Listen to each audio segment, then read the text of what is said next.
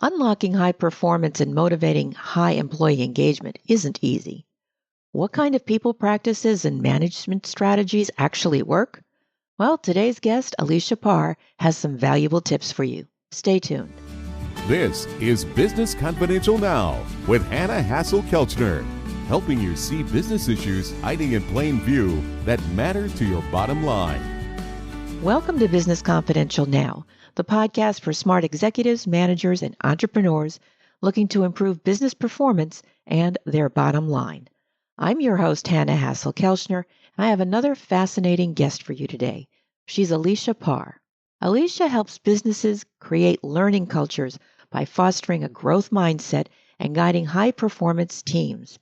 She does it as an accomplished executive coach and the innovative founder of Performentor, where she uses a behavior science-based approach that includes her deep knowledge of psychology, marketing, and mass communication to empower business leaders. It's a novel approach, and I'm interested to learn more about it. So let's have her join us now. Welcome to Business Confidential Now, Alicia. Hi, Hannah. Thanks for having me. Organizations are all over the board in their ability to motivate high employee engagement, and I'm curious to learn more about how you work with them. How do you determine where they are on this continuum of low, medium, or high engagement? In other words, how do you know what to focus on with them? Oh, my goodness. Well, anybody who runs their own business, they're going to be the ones that really, at the same time, they're very close to it. So sometimes it's hard to know things that you're so close to, but then it's also so easy to see things in the color that they see them. But when I'm working with an organization, I really want to help them, look at the people side and the engagement, because that's so important, and really kind of reframe that a little bit. I like to think about, rather than talk so much about engagement, which we love to talk about, I like to reframe it a little bit and talk about it as people energy. And one of the reasons why I like to do that is because it's a different way of framing things and helps us just to pay attention to something a little bit differently than we tend to before. Because we've been talking about engagement for at least 20 years now, and we sometimes just need to think about things differently to really learn new things. So, one thing that I like to do is just, find out where in the business they're having some real hiccups, where are things not moving smoothly, and then we can discover kind of where are the breaks, where are the things that are preventing us from being able to grow and to really unleash the capabilities of different people and their energy. So that's definitely, I really want to start with the customer, with the client, really looking at their whole business and not diving into any specific details right off the bat. And that keeps us really aligned with their mission, because that's really what should be driving things. When somebody reaches out to you, what have you found is the common reason? Because, I know that some leaders are like, oh, no, we're good, we're fine. They wouldn't reach out to you. Where's the pain point where somebody says, yeah, I think I need an Alicia to help me here? People reach out, typically they're growing. So things have changed. What worked before doesn't work so well now. Sometimes maybe they're having a bit more turnover and they're just not sure why that is, or maybe they just don't have the time and energy to handle it anymore. And because we provide a whole suite of human resource services, very often in smaller organizations where we begin to work with them, different people are doing it. It might be the CEO, it might be the CFO. And speaking as a CEO, after a certain point in time, you're like, wow, I'm spread too thin. I really need somebody else to kind of help me solve these problems so I can focus in the areas where I can be, using my energies and my time as a highest and best use, for the business and for the mission. Well, that's a common growth problem. I call it a problem, but in reality, it's a benefit. It means that the business is doing something right in terms of having a product or service that a lot of people want. And so the demand is high. But of course, like you said, it stretches people thin. And then at some point, they need to reach out to supplement either by hiring or outsourcing certain services. I'm wondering what tips you have for executives, managers, or entrepreneurs to motivate more employee engagement or unlock, as you put it, some of that people energy so that they get more value from the talent that they already have on the payroll. Yeah.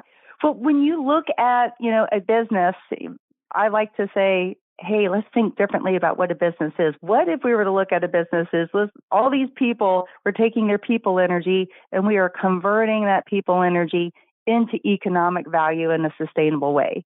And that's just a very different way. And in order to engage and energize people, what are the things that you really need in the business to grow the people and to grow the business? Well, heck, you need a really energizing mission and a purpose, and be communicating it. You need to get people into roles that really tap into their talents and their loves and the things that energize them, and not too much of their day-to-day work is stuff that drains them.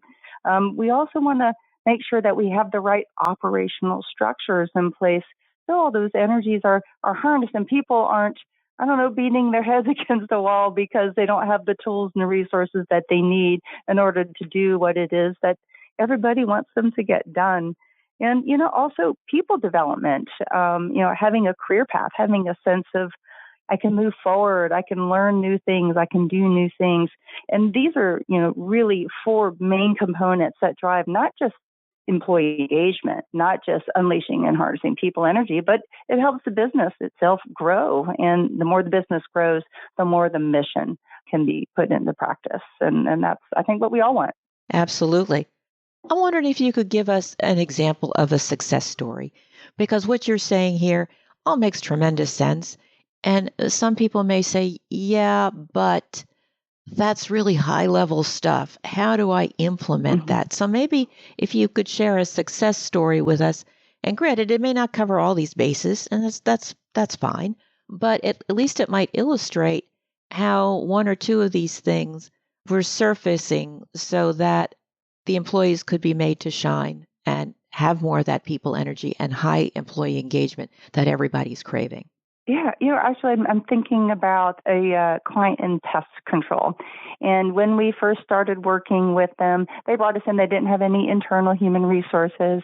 And so a couple of their key challenges were in two areas. So the first area was recruiting.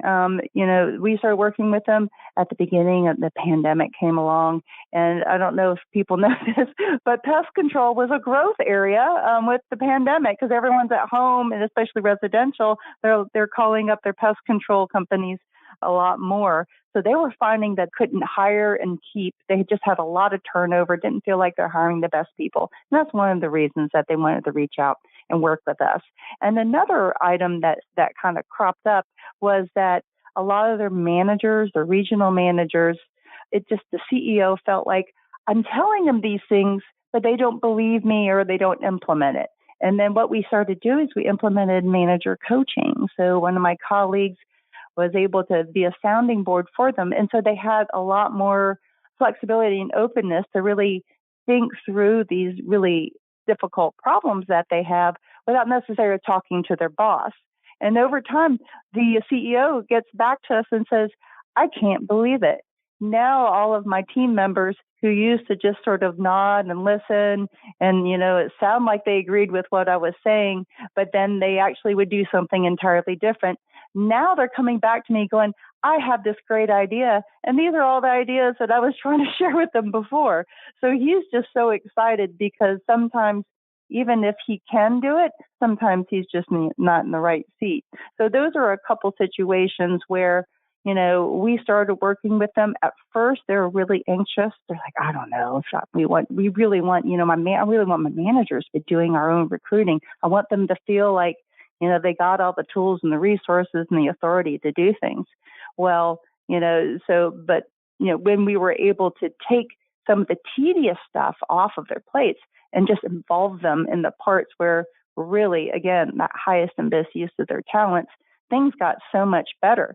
And so much so that he got very excited about human resources and then started hiring some of our team members in to help them grow. Very often people think about human resources as it's just a cost center. But when you think about growing a business by growing the people and by growing the people energy and figuring out how to harness it, then you discover that, these kind of people practices and human resources are just the kind of thing that you need to help a business grow in the way that you want to grow it, which is a real mindset shift. Yeah, I agree with you about the mindset shift because some people, and even in large organizations that have significant human resource departments, too often folks seem to think that they're nothing more than, filling out a benefits form or making a workers' comp claim or something along those lines, when there's really so much more than can be done, especially in the area of developing and professional growth. So I'm curious, though, about the pest control company. Did their retention rates improve because you said they had high turnover? Yes. Yeah, it got a lot better. More than anything, I would say the quality of hire got better and then the onboarding. So the steps that they took to go from hiring to getting the person ready and trained up, all those things improved. I mean, turnover, is still always a challenge in roles like this, in the economy that we've had over the past several years.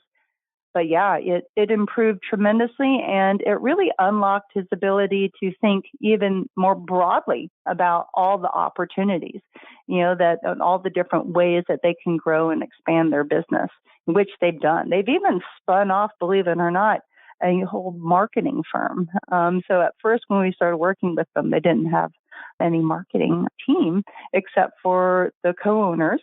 And then we brought somebody in and they grew. And before you know it, they're like, we have such a high performing marketing team. We're going to spin it off and it's going to be its own entity.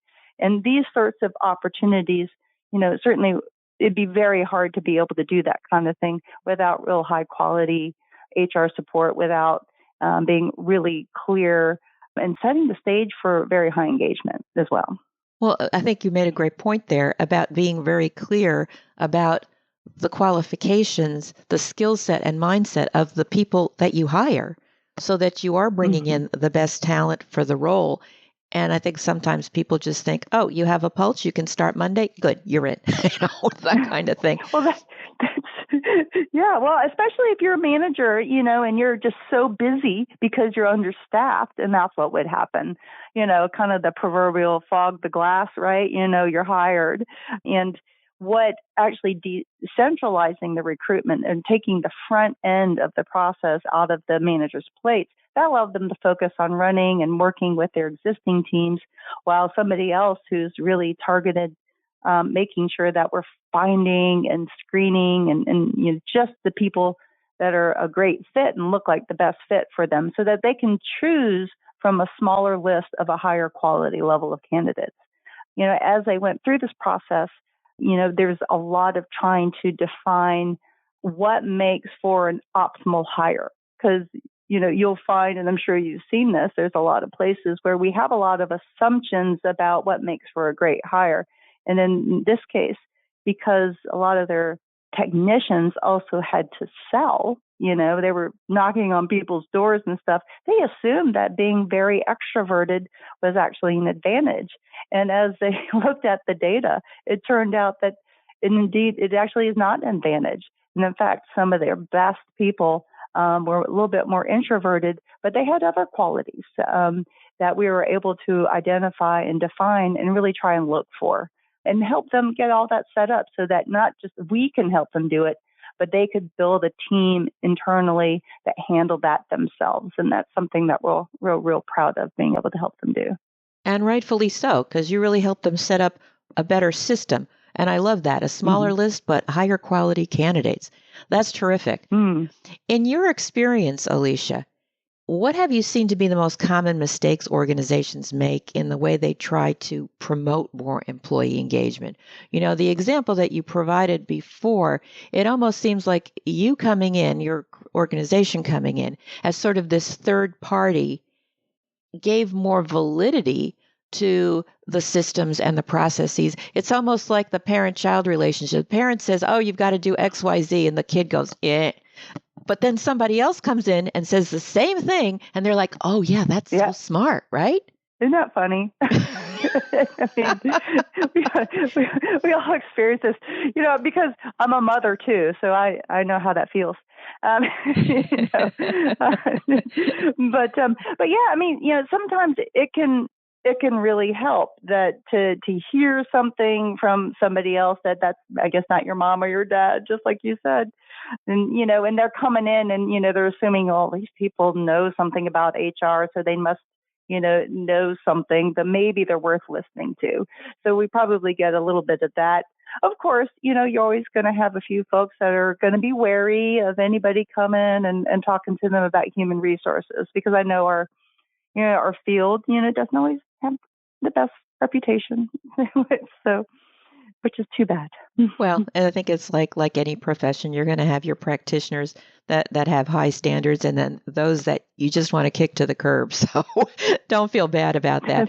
But let's talk about these mistakes people make, because maybe somebody's not quite ready to hire somebody with your caliber, or they're not sure that they need it. And just see if they can be honest with themselves to look in the mirror and say, oh, yeah, I'm doing that. And, Alicia says that could be a problem.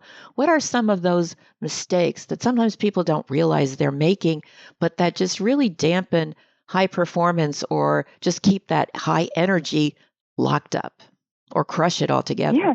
Oh, yeah, that sounds terrible. We don't want to crush that high energy. So one of the ways that things can get in disarray is relates to something I call the trust algorithm.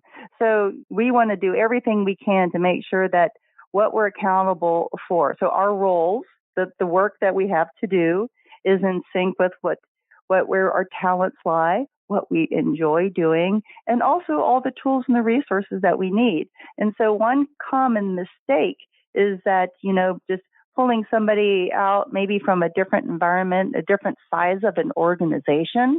I see this, I work with a lot of small businesses, and, they get very excited and like, okay, we're growing, so we want to hire somebody, let's say marketing. I want to have somebody in marketing, and they hire somebody who is one person out of a 20-person team at a large corporation. And they think this is going to be great because this person's got all this experience. They've worked in a big organization. They've seen all these things. They're going to be great for us. And they come in and this person's like, well, don't you have this process? Don't you have that? Don't you have this? Don't you have that? Even though they said when you first talked to them, this is going to be a lot looser. This is going to, have a lot less structure to it than you're comfortable with or familiar with. And they're going to be like, that's great. I hate bureaucracy. I'm really looking forward to it. But then, then the company hires them anyway, or a small business will hire somebody from a large corporate setting, and they find that there's just the expectations are not in line, which is too bad. So that is one common mistake that I have seen, and I've made myself. I mean, the other thing is, like they don't provide the tools or the resources, or maybe they set up incentives or bonus programs that, we're going to incentivize this department over here based on this variable. We're going to incentivize this department over here on this variable. And later on, we find out that these two departments are at war with each other. And we're like, why is that? We work for the same company. Why can't we all get along? Well, we need to maybe take a closer look at some of the incentives. And so if somebody maybe in sales is incentivized by making as many high dollar sales as possible, and maybe your operational folks are incentivized by delivering at high quality with a high margin, there might be some activities on the sales side to optimize their numbers that might make it much, much harder for your operations side to optimize their numbers. And that can create a lot of friction. And then friction is definitely not engagement, and it's definitely not good people energy. So those are a few common things I've seen many times over. That's good to know about the aligning the incentives so that you're not creating these little mini battles inside. But I especially like the idea of being aware of hiring a big gun and not giving them the right bullets. That's just not going to go anywhere. Good. Well said. I like that. I might borrow that later. Yes, please do. Please do. I understand in some of the materials that I've read about you that you have a program called Unleash People Energy Award, and that you give it to business leaders who demonstrate unconventional yet highly effective ways of instilling their company culture with people practices and management strategies that create and sustain momentum and have that high energy, high employee engagement impact. And that sounds really great. I was wondering if you could give us an example of one of these unconventional methods. Yeah. Well, I'm actually, as you described that, I was reflecting back on one of the more recent awardees. I came by and we had lunch with the team, and the CEO, even though they're venture funded, and venture funding over the past couple of years has been difficult to get, so they've had some challenges that relate to that, and even though they had to make some hard cuts and some tough decisions, the way that the CEO approached it was really just from the, how can I preserve the dignity, of all the different people on my team? How can I do this in a way that sets them up for a good, positive future? How do I do this in a way that is considerate of the people who have invested money in this business, because I have to consider them as well. And he really did an outstanding job of really trying to balance all of these stakeholder needs, not just in his head, but in a way that everyone knew that he was doing that. And I'm just amazed and impressed. And I keep hearing about how wonderful he is to work with from my team members. And I just wanted to be sure to offer him that award. And it's just so wonderful seeing the award winner's face light up and maybe even look a little embarrassed, and then seeing all of their teams supporting them and agreeing and saying, you know what, this is completely legitimate. This is such a positive thing. And it just feels so good to play a role and really kind of unleashing and harnessing their team's energy for that CEO. And that's the kind of energy and vibe that we're really looking to accomplish with the Unleash People Energy Awards. Terrific. I think everybody wants to be able to unleash high energy. They may not always be adept at doing it. So I think it's wonderful that there's folks like you that can help them achieve that goal. So thank you so much, Alicia, for sharing your experience and tips on how to improve high employee engagement and how to get to high employee engagement. I really appreciate your time and insights.